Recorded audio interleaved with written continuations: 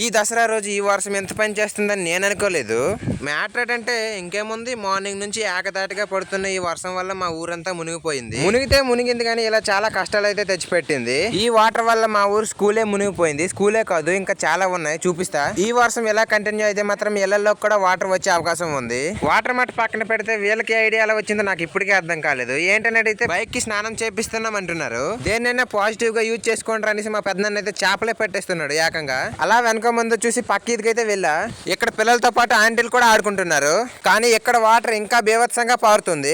ఎందుకులే అనేసి నేను వాటర్ లోంచి బయటకు వచ్చేసా. అన్నిటికంటే హైలైట్ ఈ ఆంటీ, ఎందుకంటే వాటర్ ని చీపురుతోనే తోసేస్తుంది మా ఇంటి నుంచి వెళ్ళిపో అనేసి.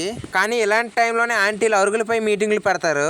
ఈ ఆంటీలు గొడవ ఎందుకులే అనేసి నేను అలా రోడ్డు పైకి అయితే వచ్చేసా. కానీ ఇక్కడికి వచ్చి చూస్తే అర్థమైంది, స్తంభాలన్నీ పడిపోయి ఉన్నాయి. వర్షం వచ్చి ఎంత స్పీడ్ గా స్తంభాలను పడేసిందో అంతే స్పీడ్ గా మా ప్రెసిడెంట్ గారు అయితే మళ్ళీ స్తంభాలను లేపేశారు. ఎందుకంటే స్తంభాలు పడింది పంటల్లో కాబట్టి. కానీ ప్రెజెంట్ మీ కండిషన్ ఏంటో కామెంట్ చేసుకోమావా.